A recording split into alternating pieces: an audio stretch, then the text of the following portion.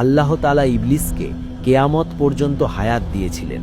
সে তার হায়াত শেষ করেছে পাপ আর ধোঁকা দিয়ে, কিন্তু বিচারের দিন শেষ হওয়ার পর যখন অনন্তকাল শুরু হলো, তখন থেকে শুরু হলো তার আসল লাঞ্ছনা। আজ আমরা ইতিহাসের পাতা আর হাদিসের ইঙ্গিত থেকে এমন এক দৃশ্য আঁকব যা দেখলে আপনার রক্ত হিম হয়ে যাবে।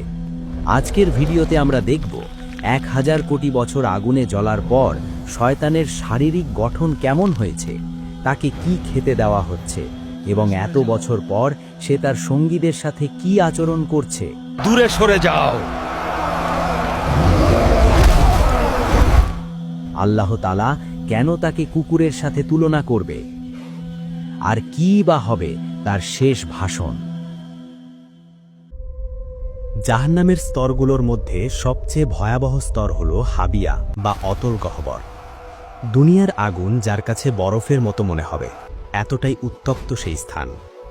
মুফাসসিরগণ বলেন, ইবলিসের শাস্তি হবে সবচেয়ে কঠিন, কারণ সেই সব পাপের মূল। 1000 কোটি বছর ধরে সে একটি বিশেষ শাস্তির মধ্যে আছে। কিছু বর্ণনায় পাওয়া যায়, জাহান্নামের তলদেশে আগুনের তৈরি একটি বিশাল সিন্দুক বা কফিন আছে। ইবলিসকে সেই সিন্দুকের ভেতর ঢুকিয়ে তালাবদ্ধ করে দেওয়া হয়েছে। কেন জানেন?